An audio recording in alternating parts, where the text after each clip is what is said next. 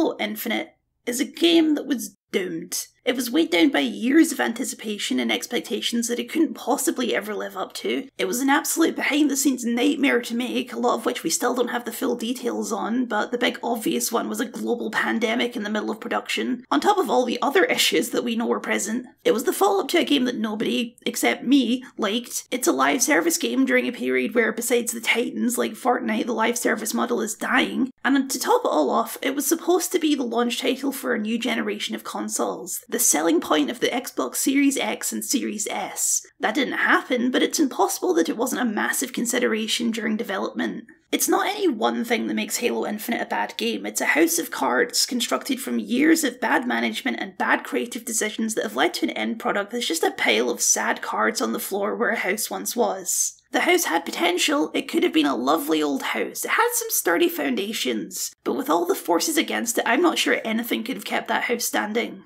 I'm not sure I've ever seen such a clear-cut case of artistic compromise than Halo Infinite. Before you even get into the quality of the game, just look at it. People didn't like the 343 art style, so scrap it. People didn't like the direction we were taking the story, so scrap it. People didn't like all the characters that we introduced, so just scrap them all. People like the story of Halo Wars 2 better, so let's just steal the villain from that game and hope that makes people happy. Whatever the original vision for Halo 6 was, Halo Infinite contains almost none of it. Everything that 343 had been doing with the franchise, everything they'd been setting up for the last decade, completely thrown out the window in favour of a soft reboot that doesn't actually reboot anything. In case it wasn't crystal clear yet, Infinite is in my opinion the worst game of the entire franchise, and this artistic compromise is one of the biggest reasons why. This was destined to happen to me specifically as one of the 6 people who actually likes Halo 5, but even looking at the game on its own merit, separate from the rest of the series, it just doesn't come together very well. It's not completely worthless, no game really is, but none of those things really even make up for how disappointed I was and still am in the overall project. I started this retrospective with Halo Infinite with the Combat Evolved Mark V armor set being sold in the store for $20. Nostalgia has been a running thread throughout this entire series, and now that nostalgia has become completely recursive. Halo Infinite is a game that has completely forgotten that what made Halo famous in the first place was its willingness to be bold and do the unexpected.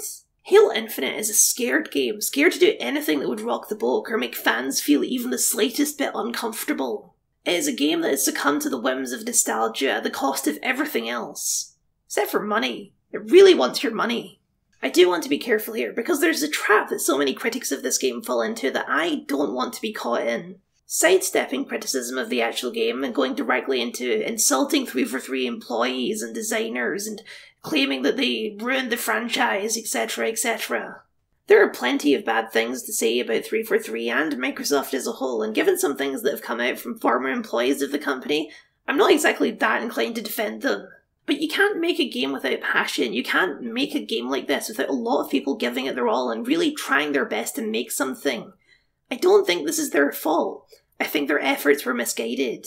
Halo Infinite's failures are failures of management so much more than they are failures of individual designers and artists. It'll likely be a while yet before we get the full picture of what exactly happened behind the scenes of this game, but just looking at the final project is enough to know that it wasn't good. And I just want to be crystal clear that when I trash basically all of the stuff in this game, that's not a personal attack on the designers and the people who made it.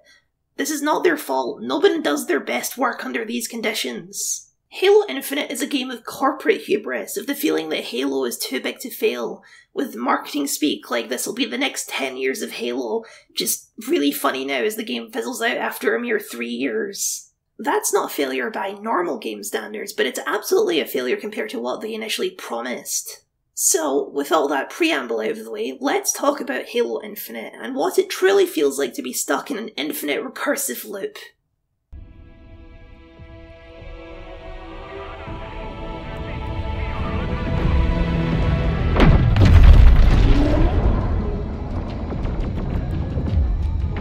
Halo Infinite begins about a year after the events of Halo 5.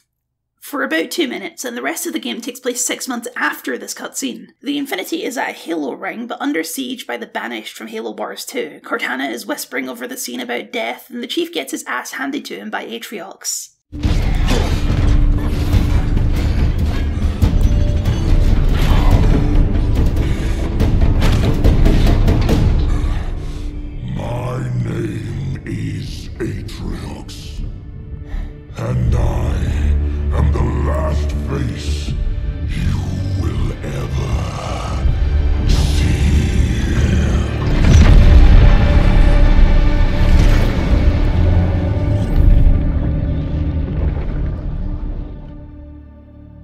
This is one of those times when returning players will actually have significantly more questions than new players. Which makes sense, Halo Infinite was intended to be a soft reboot, an idea that becomes more and more laughable as the campaign goes on, but here at the beginning that works in the game's favour. A new player just gets a flashy action introduction, pretty firmly establishing the big bad of the game to take down, as well as some mysteries to uncover. A returning player is instead probably distracted by trying to piece together what the hell is going on. Why are the Banished here? How did Atriox get off the Ark? Where's Cortana, or the fleet of giant space birds she's enslaving the galaxy with? Where's the rest of Blue Team, or Halsey, or Fireteam Osiris, or Captain Lasky? The game will eventually answer some of these questions, but most of them it leaves as open mysteries for future content drops to reveal, as is the live service model. That's actually the meaning behind the name Halo Infinite. The main campaign of the game was always intended to be the first chapter of an ongoing story that would expand in the future. Obviously, that didn't actually happen, and as of right now, 343 have no plans to expand on the campaign of the game. I'm bringing this up right at the start because Halo Infinite's existence as the husk of what was supposed to be a live service game makes a lot of the campaign's most baffling decisions click into sharper focus. The most baffling of all being how it uses Atriox. Chief is found 6 months later by Pilot Man. We get an extended sequence of him weathering the storm in his Pelican, looking at a hollow letter from his family. Because Pilot Man is actually the third most important character in the game. I call him Pilot Man because he doesn't actually get a name until the last cutscene of the game, and if the game doesn't think his name is that important, I guess I don't either. Just after doing the franchise staple of looking at some lights, the Pelican is found by the Banished, and so your first mission is to board their ship and destroy it. It's actually a good mission, arguably the best mission in the game, and definitely the most cinematic. You still have all those burning questions, but the pace is fast enough that it's understandable why nobody is asking them right now. That is, right up until you hear this. The hour approaches. Soon, the Banished will stand victorious. Atriox, hear these words. Even from beyond this life, your will is served. Atriox is dead. Instead, the role of Atriox shall be filled by this guy, Escharum. Even without the external implications, this is a wild choice unless you look at the game through the live service lens. Opening the game with Master Chief losing to a guy who isn't the main villain of the game only makes sense if, actually, this guy is the main villain of the game. He's just not the villain of this chapter of the ongoing live service experience. Because, spoiler for the post-credits scene, Atriox isn't actually dead. Because of course, right, it would be crazy to kill off the main villain off-screen during a time skip, and they wouldn't be that stupid. Let's just put a pin in Atriox for now, shall we? After destroying the ship, Chief picks up a signal from the ring, which now has a big hole in it, another mystery for the pile. Apparently, it's a weapon, and as the man himself once said, I need a weapon. This is not the first or last time we'll be referencing a previous Halo game like this. The weapon, as it turns out, is Cortana, or a copy of Cortana anyway, a younger model who was created to trap Cortana on this ring, but something mysterious went wrong with the plan. The rogue AI known as Cortana is gone. She's been deleted. How? By you? Of course not. Did you hit your head or something? Oh.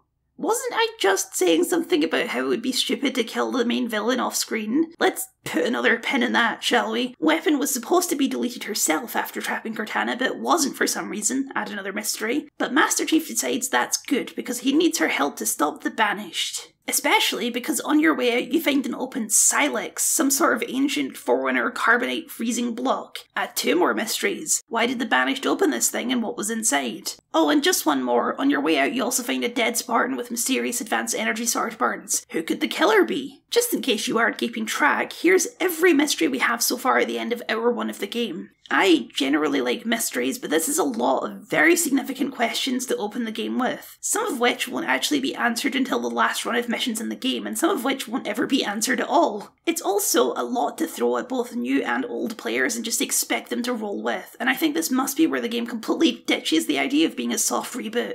By the point the Chief asks Weapon about Cortana, Cortana hasn't even been introduced properly in the game yet. So it's just like, yeah, this lady you don't know is dead, and we don't know why. Anyway, the big monkey man opened another mystery box over there. I'm not saying that new players would be unable to follow what's going on, but they'd be doing so missing a whole lot of context. There's actually still more mysteries the game has yet to introduce before we start answering some of them, but before we get to that, Halo Infinite opens up into the true meat of the gameplay, the thing that's supposed to make Infinite unique amongst the franchise, the open world.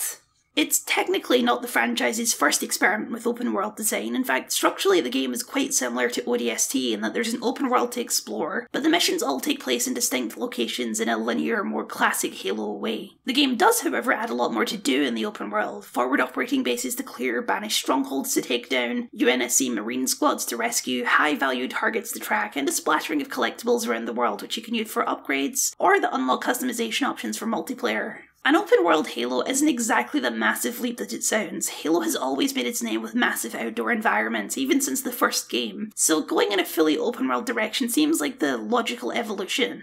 In theory, anyway. In practice, Halo Infinite's open world is a massive, empty field of missed opportunities. 343 at the time talked big about their open world. They said they were going to craft an experience equivalent to Breath of the Wild, but where they landed is, let's just say, a far cry from Breath of the Wild. Honestly, if you told me that Ubisoft had a hand in making this game, I would believe you. The rhythms of Halo Infinite's open world feel almost identical to the Far Cry series. The way you unlock fast travel points which fill in icons on the map, interspersed with enemy strongholds to take down. Even the way the story positions you as a guerrilla fighter taking down a larger occupying force is identical to every game in the Far Cry series. But honestly, that's being unfair to Ubisoft. Ubisoft gets a lot of fair flack for their repetitive open world formula, but if you compare Halo Infinite to Far Cry 6, a game that came out just a few months before Infinite, then you can see the absolute world of difference and attention to detail that Ubisoft actually puts into their open worlds. The broad strokes are similar, but Far Cry 6 also gives you options. You can run into an outpost guns blazing, or you can challenge yourself to go in unseen. You can mix up your equipment to totally change your playstyle. You can bring along pets to assist in various capacities. Far Cry 6 includes a whole host of other activities in the open world, like side quests, a surprisingly in-depth cockfighting minigame, base building and crafting and hunting and races, and it's also absolutely gigantic and gorgeous. An entire island nation to explore with different regions and different environments, from the mountainous jungle-covered south to the plains and farmlands to the north to the city in the centre. For being one of the originators of sandbox design, Halo Infinite provides a shockingly empty sandbox by comparison. No matter which dot you go to on the map, you'll always be doing the same thing, shooting aliens in a way you've been doing pretty much identically since Halo Combat evolved.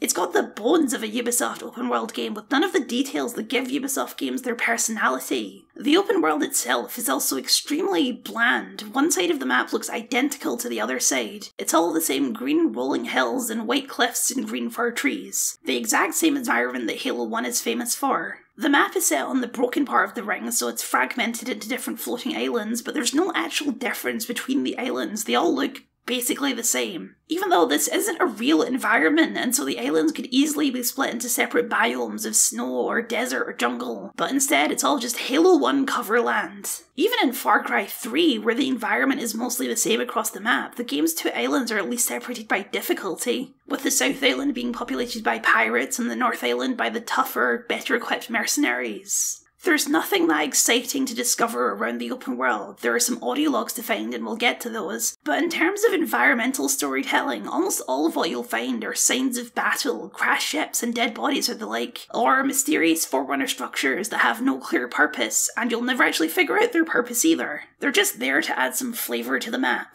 What you end up doing then is checklisting, marking a thing on the map, beelining it straight there, clearing out all the enemies and marking the next thing on the map. This is also a common criticism of Ubisoft games, but even there the experience of checklisting is more interesting. The commute in Halo is pretty much literally just running there, or more likely using the grappling hook to swing yourself there like Spider-Man. In Far Cry 6 you have so many options for your commute. You can't exactly beeline there because there'll be stuff in your way like a jungle or a restricted area. You can drive there on the main roads, but that may mean needing to sneak around or take out a military checkpoint along the route. You can take the paths, hiking trails marked on the map that don't have enemies but generally present some sort of traversal challenge. Or you could fly there, but before you can do that you need to take out the local anti-air turrets because the military has the airspace locked down. Every commute is a decision in of itself with various pros and cons, but none of them will be as simple as just walking there. At the very least, Far Cry gives you a radio.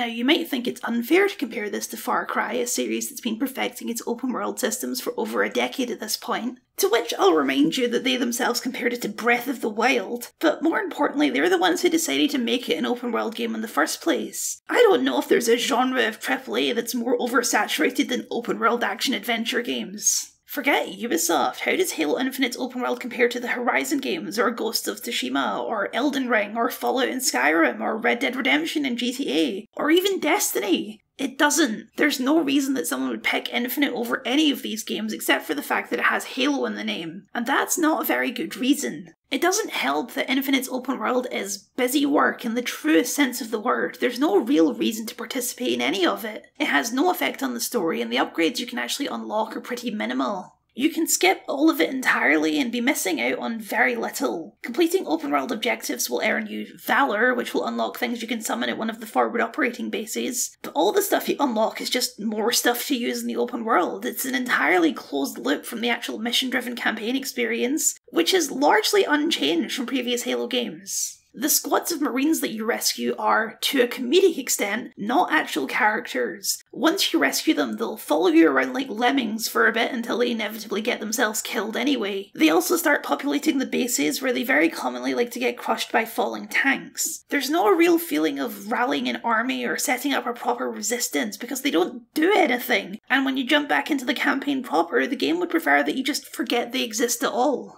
The open world is so half-baked that it genuinely makes me wonder why they included it at all if they didn't have any interesting ideas on what to do with it. Which of course they probably did, but a nightmare development cycle forced them to cut all the things that may have been in there for time and money until what we're left with is a husk of broken ambitions and half-implemented features. No matter what people say about the game, there's pretty much universal agreement on one particular point. The gameplay is fun, and I'm not necessarily here to dispute that. On a minute-to-minute basis, it does feel nice and smooth to shoot the aliens in Halo Infinite. I don't think it's the best that the franchise has provided. In fact, I think it's a step down from Halo 5 for reasons we'll get to. But it's good. I'll even go as far as to say that on a pure mechanical basis, Halo Infinite is a better shooter than Far Cry 6. The problems come from everything around the gunplay. Halo Infinite cuts back on Halo 5's advanced movement controls in favour of equipment. Similar to Halo 3, but instead of picking up one at a time, you're able to carry all of them and switch between them at any time. One of these pieces of equipment is even a Halo 5 style thruster pack.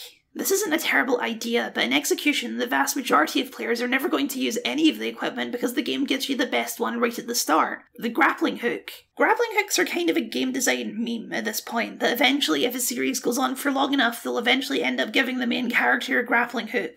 It's a meme for a reason though. A grappling hook, at least when using the slightly wonky physics of a video game, is an incredibly useful, versatile and fun tool, and here in Halo Infinite it's no different. Swinging around like Spider-Man is a weird vibe for Halo, but that doesn't mean it isn't fun. It can also be used to pull you towards enemies or on weapons to pull them towards you without having to run over and get them. It's an intensely versatile core mechanic that affects all aspects of the gameplay in a positive way. In contrast, the other pieces of equipment you get are the ability to dodge on a long cooldown, a deployable drop wall that's practically made of tissue paper for how many hits it can take, and a motion sensor that highlights enemies. These are hyper-specific use case tools. If the thrusters were implemented into your regular movement like they are in Halo 5, that would be one thing, but they're not, and they're effectively a replacement for the much more useful grappling hook. And in a certain sense, I'm glad that the rest of the equipment is mostly useless because it means I don't need to worry about it, I can always just use the grappling hook.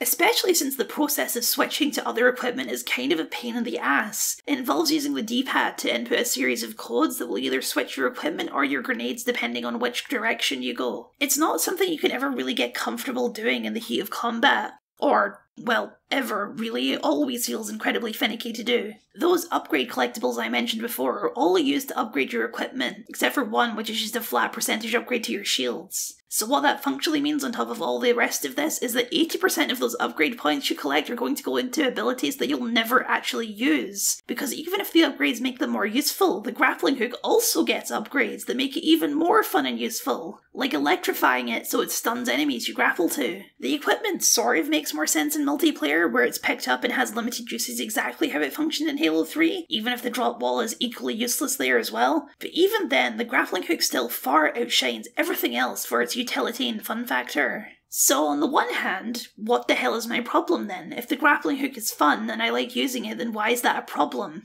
Well, it's because it means the game loses the variety that a game like Far Cry brings to its open world. If you're never using anything but the grappling hook, then your strategy is almost always the exact same. The grappling hook pretty much invalidates vehicles as well, since it's way faster and more fun to Skyrim yourself over the top of mountains with the grappling hook than to try and actually get where you're going in a warthog or, God forbid, a tank. It seems actively bizarre to say the game might be stronger without one of its best features, but, well, here we are. It would be one thing if the entire game was built to accommodate that, but it's not. Halo Infinite is not a movement shooter. It has the same kind of level design the games have always had. It's designed for standard firefights. Even though you always have the grappling hook, you very rarely need to use it, with just a few exceptions where you needed to cross a chasm or something. Which makes sense, because the levels do need to be completed by people who stubbornly refuse to use the grappling hook for some reason. It is mean to pull out this comparison, but if you look at Titanfall 2, you can see that every level in that game is designed to accommodate you having all the advanced movement that you have, and it makes for a much more interesting play experience. And that's only unfair because Titanfall 2 is one of the best FPS games ever made. Actually, I say it has the same kind of level design as the previous games, but that's being far too generous. Halo Infinite has used the excuse of an open world to craft much less interesting levels than any previous game. The vast majority of the strongholds in the open world are virtually identical, and that goes quadruple for the actual linear missions. Where the previous games used their lack of an open world to craft unique and memorable set pieces, Infinite subscribes to the open world idea that if you give a player all of the tools, then they'll craft their own set pieces. The only problem being that it doesn't actually provide enough tools to make that happen. Infinite's weapon pool is distinctly smaller than previous games, especially compared to Halo 5, where the game had 3 whole factions worth of guns and vehicles. Infinite barely scrapes past 2. The Banished will quite often use UNSC weapons, which in fairness is in character for them as scavengers, but given the state of the rest of the game, I'm more inclined to believe they just didn't add enough Banished guns into the game in time. The bigger tell for me is that you can find the very obviously Banished-made shock rifle on Forerunner weapon racks where the Banished are nowhere to be seen, or the Skimmers, a new type of enemy, don't even have their own type of gun and just use human or Banished guns. This is yet another remnant of the live service model. New guns, vehicles and equipment were intended to be added to the game with future content updates. As of right now, we've gotten 1 new gun and I think 2 new pieces of equipment over the last 3 years, so that plan's going great. Even then, it doesn't matter how many tools you give a player, a homegrown set piece will never live up to a handcrafted one that's been engineered by artists to be fun and memorable. Every stronghold battle in Halo Infinite is going to be exactly the same unless you go out of your way to make it different, and you're probably not going to because the open world activities are boring, so you're just going to take the most efficient route possible to completing them every time.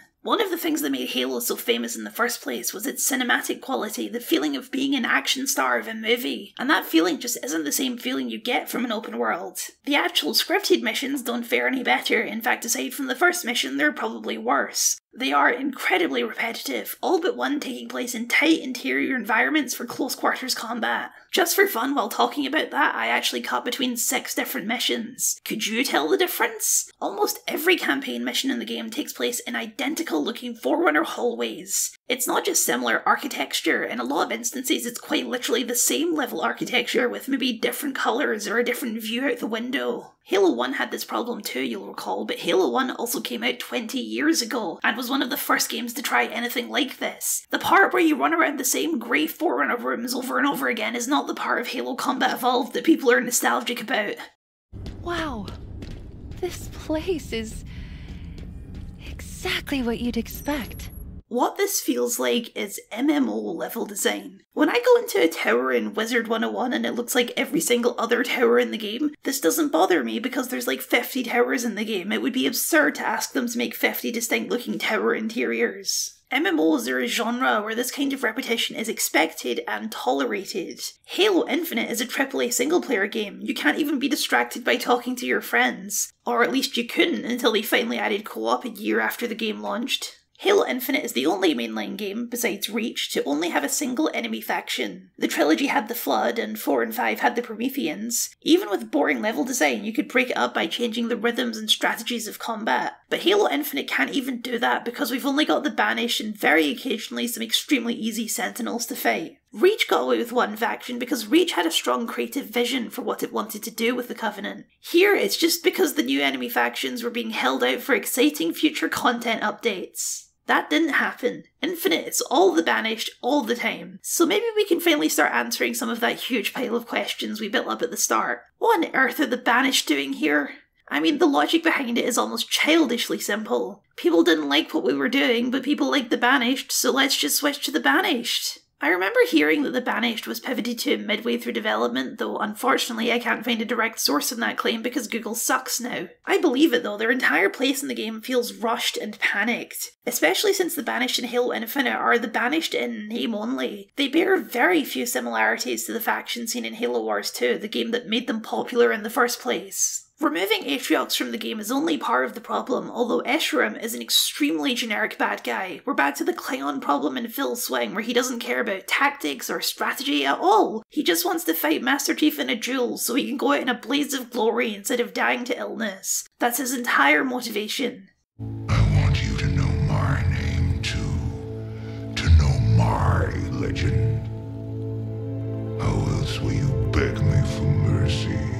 He feels like exactly what he is, a Chapter 1 boss, a scrub to take down on your way to the actual big bad guys to face later in the live service content updates. As I explained while talking about Halo Wars 2, the Banished are not a complicated faction, they're way simpler than the Covenant. They're a big pack of raiders with a charismatic leader, and that's all Halo Wars 2 wants or needs them to be. But Halo Infinite wants them to be more than that because it's trying to tell a deeper story than Halo Wars 2. They try to add more depth to them by giving them a religious fixation on Atriox as a kind of holy leader. You know, like the Covenant. Because that's what the Banished are in Halo Infinite. They're just the Covenant with much more boring architecture. If they'd actually adapted the style they have in Halo Wars 2, that would be one thing, but all of their buildings are just big grey boxes with red lighting on the inside.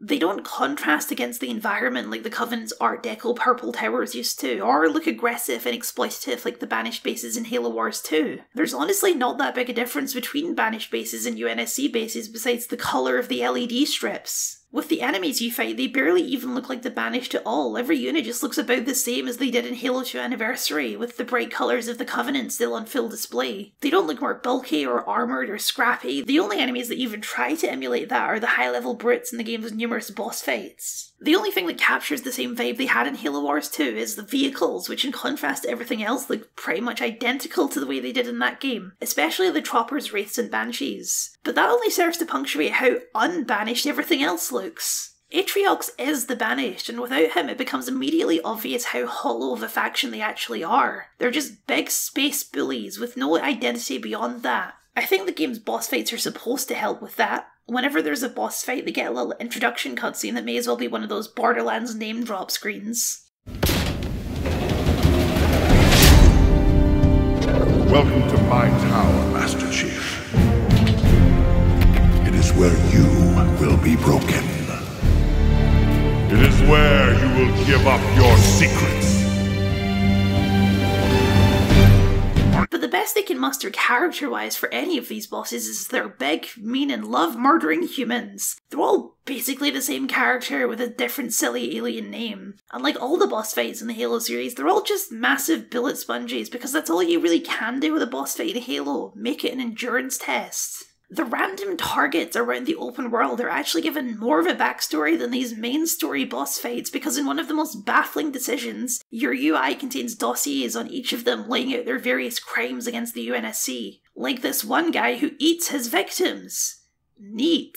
He just looks like a regular brute with a bigger health bar, but I'm glad we get to know about his dietary habits. The fact that these random throwaway side activity mini-bosses get more backstory than the actual story-driven bosses do just speaks volumes to how all over the place the priorities were when making this game. Ultimately, it just feels like the Banished are here because you need someone to shoot at in a Halo game. They do have in-story motivations for being on this Halo ring, but you won't even learn what that is until the end of the game, because this game is obsessive in not telling you anything about anything. The way that Infinite lays out its campaign is thoroughly confusing all around. Even assuming you completely ignore the open world, it will be hours before any of those questions from the start have any sort of answer, because all of the exposition about what's actually going on in the game is dumped in the last 2 hours via, I kid you not, exposition holograms. It's like they heard show don't tell and thought that meant you had to physically show the things that happen to the main characters so they can watch them on a TV screen. For example, one of the exposition holograms, in the last 2 hours of the game, reveals that the Banished are on this ring because Cortana blew up the brute homeworld, which we see abstractly visualised via exposition hologram. They aren't just looking for power, although they are, they're also trying to establish this ring as a new homeworld. I don't know why, maybe they just like the trees. We also see on the exposition hologram that Cortana blew up a space station full of Spartans in training and Sydney. Like, the entire city of Sydney, Australia. Wait, she threatened Earth? Her forces led an assault on the UNSC in Sydney. Wiped it out. Wiped out the headquarters? All of it. We had to hide, regroup, come up with a plan. To stop her? To survive. Cortana and an army of robots blew up Sydney, and instead of seeing that or playing through it in some kind of intense action-packed mission, we're hearing about it via a hologram, on our way to stop a completely unrelated threat because Cortana is already dead. You see, Halo Infinite doesn't replace the events of whatever Halo 6 was supposed to be. Instead, it just skips that game and jumps into the new story arc, leaving it to the exposition holograms and a few audio logs to fill in what would have happened in this theoretical game that we'll never actually get to play. I can't imagine this being satisfying to anyone, frankly. People who didn't like the villain Cortana storyline would be annoyed that this game doubles down on it by showing her committing several completely irredeemable villainous acts. People who like the Cortana villain plot, like me, are just going to be annoyed that this entire plot thread was resolved off-screen, and we just get to see hints of it while playing through a much less interesting plot. And new players of this supposed spiritual reboot are just going to be confused because they don't know who the hell Cortana is. The sequence of events, as near as we can understand it, is that for some reason Infinity and Co were planning to use Weapon, a copy of Cortana, to trap Cortana on this Halo ring. Then they were going to bring her back up to the Infinity for deletion. Before the mission could start, Atriox launched a surprise attack and stole their plan, locking down Cortana himself so that he could get his revenge personally. He also, during this time, discovered that there was something else on this ring that was useful to him. But before he could do anything with that information, Cortana had some sort of change of heart and blew up the part of the ring they were on, killing herself and presumably Atriox in the process, although Atriox isn't actually dead.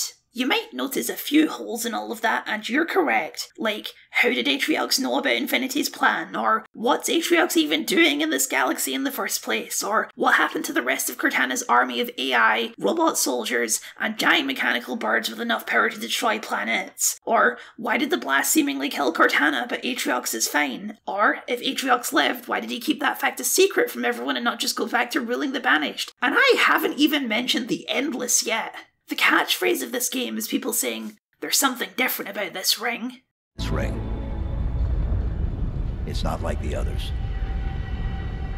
There's something else here. This ring is different. It has secrets within that I will have. This ring is different than the others. Apparently, this ring, along with being a superweapon, is a prison for an ancient race of aliens that were contemporary with the Forerunners. They're called the Endless, and they're apparently a threat even greater than the Flood. They committed a crime so great that the Forerunners imprisoned their entire race. And what is this threat that's more dangerous than the Flood? Well, it's a floating bug lady who can teleport. Was Cortana here on this ring looking for the Endless? Maybe. I don't know why she would be. It seems like her taking over the galaxy plan is doing just fine. The way it's all executed makes it seem like the fact that the Endless are imprisoned on this ring is actually a coincidence. And there's even deeper, darker secrets on the ring. After all, Chief drops that last line after the bug lady's already dead, and it seems like they just time traveled 3 days into the future. Oh, and the Flood is somewhere on this ring too, by the way. So, in conclusion, who the fuck knows what Cortana or Atriox wanted on this ring? That's for future content drops to reveal to us. You see, all of these open threads and mysteries are not a sign of bad writing at all. This is the writing that a live service game is built on. Eking out as little stories you can manage to guarantee that people will keep coming back for more, with the hope that eventually, if they put enough hours in, they'll actually get a full picture of what the fuck is going on. Halo Infinite's live service being dead on arrival does nothing but highlight how vacuous and shallow this kind of storytelling really is. It's not about telling a good story, it's just about making money. We don't want to reveal too much about the Endless, like their backstory, their great crime, or what their plan even is once they escape, because that'll make for a great hook for a future content update. We shouldn't resolve the fates of, or even feature any of the supporting cast of the previous games, because seeing them pop up in the trailer is going to make for a great hook for future content updates. We don't need to bother with different locations or environments for the campaign, because when we release the winter update with the new snowy location, that's going to make for a really exciting future content update. Did you notice that one of those random ass Brits you killed in the campaign had Spartan Locke's helmet mounted on his shoulder? That doesn't sound too good for old Jameson. Bet you're interested in seeing what happened to him in a future content update. The bug lady's name is literally the Harbinger, the thing that comes before something bigger in the future. It's not subtle at all. Also, I know you guys really wanted what Destiny has, but casting Deborah Wilson as the evil bug lady is a little on the nose, don't you think? Halo Infinite's live service failing is probably the best thing that could have happened, because even though it leaves the game we got as a shallow husk, if Infinite really had become the next 10 years of Halo, they'd still just be stringing us along and refusing to answer any of the mysteries or resolve any of the hanging plot threads, writing us for every single penny we've got and then some. When the game first came out, I made a video just documenting all the ways that live service design had completely compromised the entirety of the multiplayer experience. How the whole thing was just blatantly set up as a money extraction machine to prey on people's worst impulses. In the years since then, just like I predicted, they've tried to roll back a lot of those systems into something more user-friendly and less obviously cash-grabby, in what I will choose to believe is an earnest attempt in regaining some goodwill from their player base. They've made a lot of positive changes, like giving everyone all the armor cores for free, making most of the stuff available on the season passes free, adding a progression system that's totally separate to any monetization, and making some pieces of armor like helmets and shoulder pads usable on any armor core. But monetization was built into the foundations of the game, so now the multiplayer experience is full of redundant and deliberately clunky systems like armor cores or coatings and season passes that were only ever there as a money-making strategy. These things can't really be cleanly removed, they can only be circumvented as best as possible. Very recently, as of making this video, they added a new section to the store, the Exchange, where previously premium items can be bought with a currency earned in-game. I don't think that's gone down particularly well because you earn this new currency at a snail's pace, it's replaced what used to be cosmetic unlockables on the new Battle Pass, and things in the Exchange seem massively overpriced for what they are, but at least it's a gesture in the right direction. A lot of ink is spilled about the pricing of the cash store, and I agree, everything in there is massively overpriced for what it is, but at the very least, those are just straight up purchases, with less of the psychological manipulation that was in there when the game first launched. I still don't think it's good. It was constructed as a free-to-play live service game. It can never really reach good, but it's certainly better than it used to be. The actual playing of Halo Infinite multiplayer matches is probably the most solid part of the game, which some people would argue is the most important bit anyway. I don't play a lot of multiplayer shooters anymore, but if I do want to play one, I will most likely play a few matches of Halo Infinite, get a few kills in, lose a few matches, and get told I suck by random strangers who leave their mic on in public matches just like the good old days. Dude, I got no fucking teamwork here. I got no fucking teamwork. You guys fucking suck ass. It's 10 PM on a Tuesday, mate. Chill out. It's not fair to say that the multiplayer is dead. They are technically still adding stuff to it on a regular basis, but it's clearly a shell of what it was initially supposed to be. And I seriously doubt that in 10 years we'll be looking back on Infinite as the peak of Halo multiplayer. But, you know, it's fine.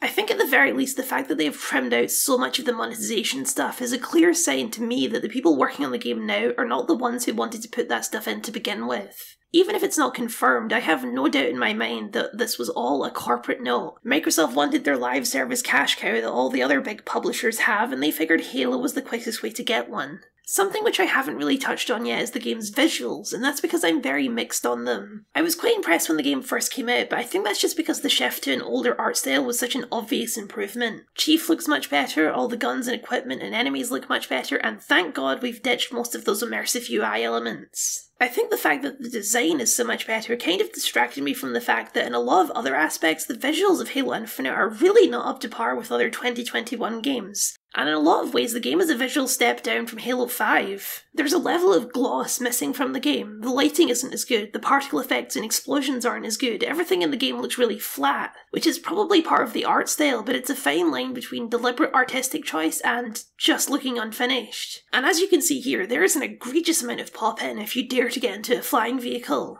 We've already talked about how boring the open world is, but the game also features a dynamic day-night cycle, and it's during those transition moments that you can see the reflections and lighting at its absolute worst. Like this shot here, where the entire thing just looks mucky and gross and completely overexposed. That is the risk that I don't think people really think about when they're talking about dynamic lighting. It's all well and good to talk about how cool your dynamic lighting system is, but dynamic lighting doesn't give you the same fine control that you get when the lighting is custom tailored to exactly how you want it. And when it's out of your control, sometimes things can just go really wrong, and those big silver hexagon walls are a real big point of failure a lot of the time. Sometimes the game looks great, other times it looks genuinely quite bad, like something is missing in a way I can't fully articulate. And I think this is just a consequence of the lackluster design of the open world. It lacks the polish of a good custom-tailored linear mission. So, is there anything in this game I actually like? Because so far this video has been pretty relentlessly negative. Well, there is at least one aspect of the story which I kind of like. It's going to be a real damning with faint praise at this point, but whatever. I like the weapon, and I like the new dynamic the game builds up between Chief and Cortana 2.0. She's kind of perfectly engineered to be likeable. She's the optimist to counter the Chief's pessimism, and she's there to kind of brighten the mood of the whole game. She's voiced by Jen Taylor, who in this game is just showing off. She voices 3 separate characters, Cortana, Halsey, and Weapon, and you honestly never think about it because of how distinct they all sound from one another. It's a similar dynamic to Chief and Cortana, but different enough to be interesting. Instead of the romantic undertones of the old pair, Chief and Weapon have a more protective father and daughter thing going on, tempered with the fact that she's an AI, and specifically a copy of Cortana, so the Chief has very good reason not to trust her. One of the most interesting scenes in the game is when Weapon is being attacked by some sort of anti-hacking attempt, and Chief immediately tries to delete her in case she's compromised. She's able to, not be deleted, and it sours a lot of the relationship that had been built up to that point, for good reason. Is anyone going to talk about what happened back there? Ask him. Chief? I guess not. Well, from what I saw, something bad happened. You were stuck. In pain. Trapped. And he was going to delete me. What? Chief? Really? He doesn't talk much. He's more of what you might call a man of action. Especially when it comes to killing things. Right, Chief?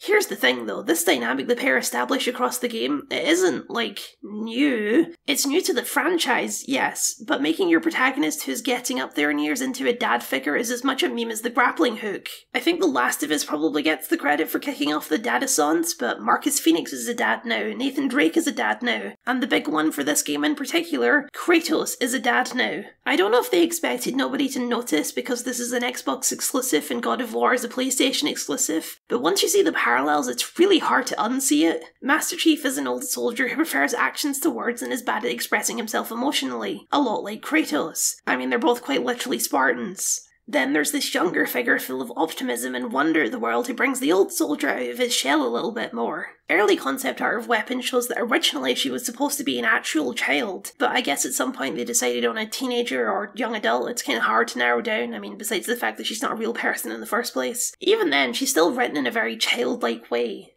You've done your part, now for mine. Watch this.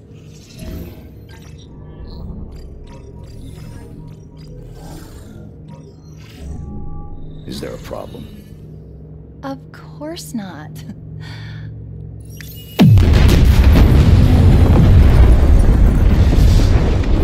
Let's see what's down there. The thing that really clinches the God of War comparison to me is the seamless camera. Halo Infinite is designed so that from start to end, from gameplay to cutscene to gameplay, is all one singular flowing camera shot, which is exactly the same thing God of War did, and I can't really think of a good reason why they decided to commit to it other than the fact that God of War did it, and people liked it in that game, so maybe they'll like it in our game too. Personally, I didn't even notice the first time I played, and when I went back this time knowing it was a thing, I actually noticed that they cheat several times by using fades to black, which kind of undermines the whole point of the gimmick in the first place. Sticking to it as much as they did, though, is actually pretty limiting to the story because it means that all of the cutscenes have to be rendered in-engine, and that the camera can never zoom out and show things further away. It makes for a very tight-feeling game, which is a strange vibe for a game that's supposed to be open world. It also means that the game can't use the pre-rendered cutscenes that become a staple of the franchise for the last decade. Halo Infinite's facial animations are fine, but they're an obvious step down from Halo Wars 2 and even Halo 5 because those are custom-made, specifically crafted animations and pre-rendered cutscene, and these all have to be done with the actual in-game models. The old cutscenes just have a cinematic quality to them that Halo Infinite doesn't come close to. I think this is the thinking behind the exposition holograms. Because the camera can't leave the room and actually show these scenes in full detail, it's just forced to have these holograms that can whirl around as a half measure. And it means that the entire story has to advance in real time. There can be no time skips. The campaign takes around 10 hours to beat if you're being completionist, and so the entire story takes place in 10 hours. You can't cut away from the tedious stuff. You have to watch the same animation when plugging a weapon into a terminal every single time, because if you cut away from it, you'd be breaking the seamless camera.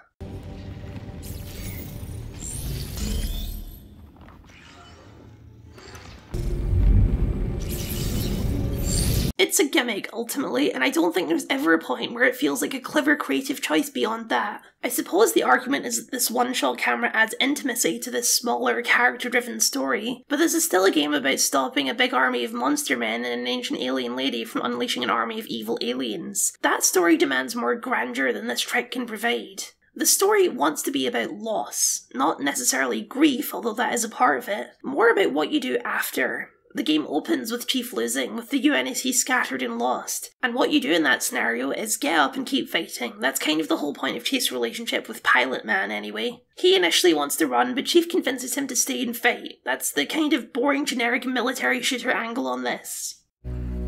We all fail. We all make mistakes. It's what makes us human. It's also the angle explored in most of the audio logs. After the Infinity attack, a bunch of the surviving Spartans rallied together a resistance movement, but over the next few months they were slowly defeated and ended up where you find them months later in the campaign. The first base you clear in the campaign, Outpost Tremonius, actually has a lot more significance than the story tells you, because it was the human survivor camp before they were attacked and forced into the mountains by the Banished. The more interesting angle is the stuff between Chief and Cortana. It's not so much grief as it is moving on from an extremely messy breakup. We start with reminiscing about the good times, also via exposition holograms, before those memories are corrupted by the person that Cortana became. And this is where the Weapon-Chief dynamic is at its best, because her naive questioning, followed by Chief's lack of any answers, gives away so much more than if he just explained what was actually going on. You want to know who killed her? You need to know. She was important to you. Very important. She's...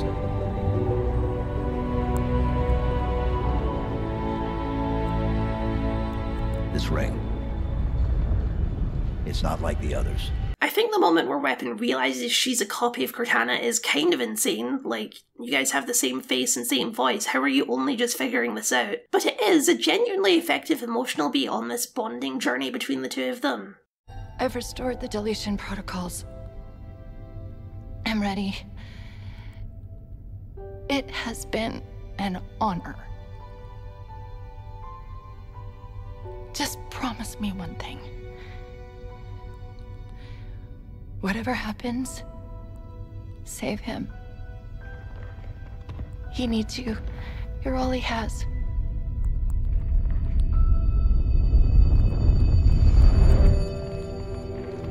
We do it together. How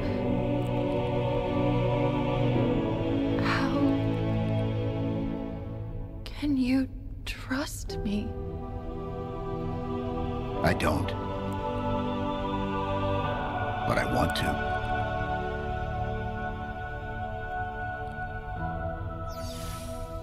Oh yeah, Pilot Man was kidnapped earlier. It's not that important, because frankly, Pilot Man's not that important. The final resolution to this whole thread is a final message from Cortana, where she appears in her old, pre-evil dictator form and gives Chief her blessing to keep Weapon as her new partner.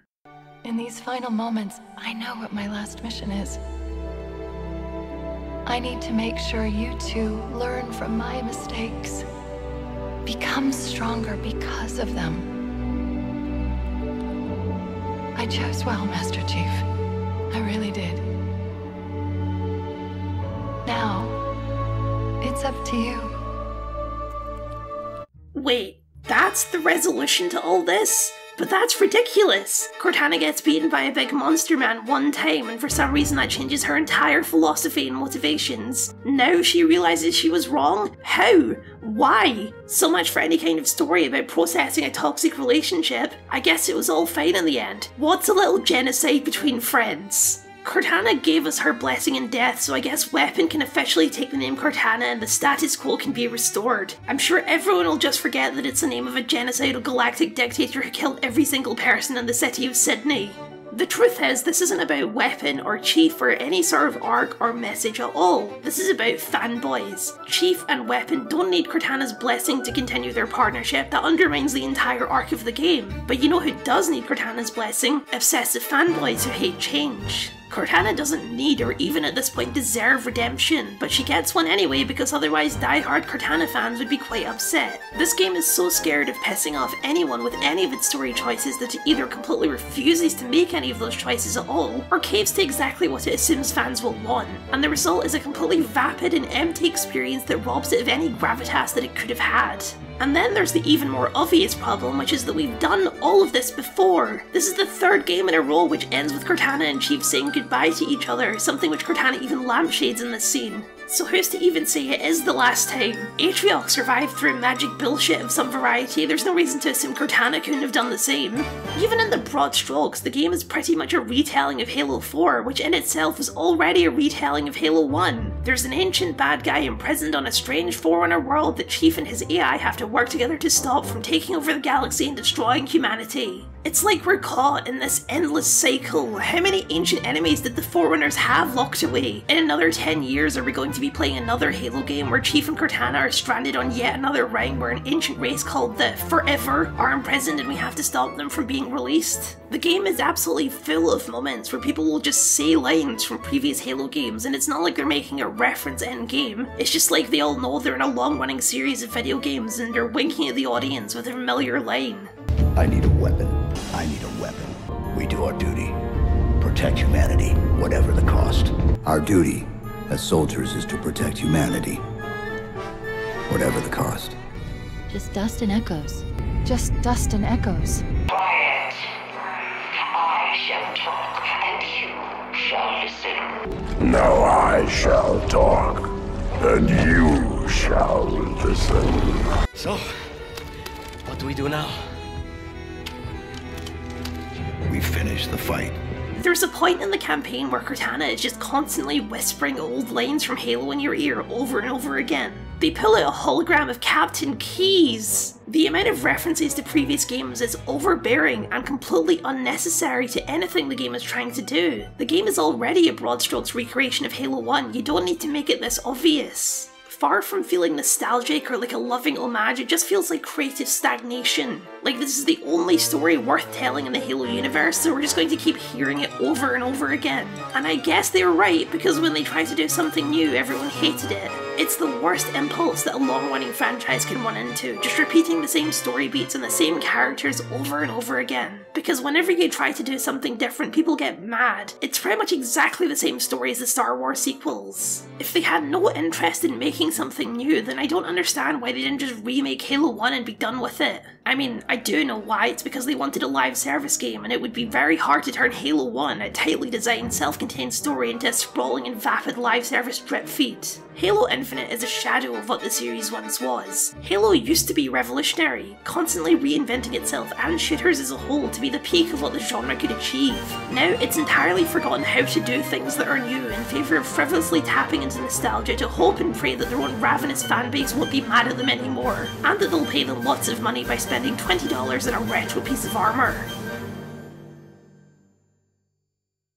Just for the record, I don't actually like being mean, and I would much rather not end this retrospective on such a massive downer, but it's not just that Halo Infinite is a disappointing Halo game. Halo Infinite's problems are emblematic of so many issues plaguing the modern games industry. Live service is just the worst way to make a game yet that they've spewed out onto the market like a virus. Making games no longer because you want to, or you have a story that you really want to tell, or a fun gameplay mechanic that you really want to explore, but purely, cynically to make money. By manipulating people and wasting their time and charging them for the luxury of it. It sucks. And I'm glad Halo Infinite went tits up, because it means that hopefully the next game won't try and do the same thing again. I started this retrospective by saying that Halo is the perfect lens to view the evolution of FPS design, and, well, that's still true, it's just that not all evolution is for the better. In the end, the main villain of Halo wasn't the Flood, or the Didact, or Cortana, or Atriox. The real villain, as it so often is, was capitalism. Where does the franchise go from here? I honestly don't know. Halo Infinite reviewed well at the time. I mean, I know it's the joke, but a 9 out of 10, IGN, are you serious right now? But anyway, its reputation in the years since has been less than stellar. At this point, I think a remake probably is the next logical step. I mean, they could try and follow up on all the loose story threads that Infinite set up, but why bother? It's not as if they were leading to anything particularly interesting. I know that whatever it is, whether I like it or not, I'll be there. Halo has been a part of my life for so long now that I guess I'm just kind of stuck with it no matter where the franchise goes. It's one of the franchises that I can safely credit for getting me interested in video games in the first place. Maybe the truth is that I am the Master Chief and Halo is my Cortana, and no matter what it does to me or how many genocides it commits, I always end up coming back to it. Alright, here we go.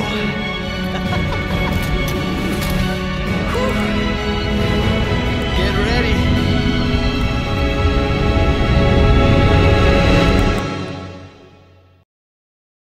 Thank you for watching, and a very special thank you to my wonderful patrons for your continued support. If you'd like to see your name up here or just support the things that I do, then please consider signing up, it would mean a lot to me. If you've been watching this retrospective from the beginning, then congratulations, you've made it to the end. It was quite the adventure.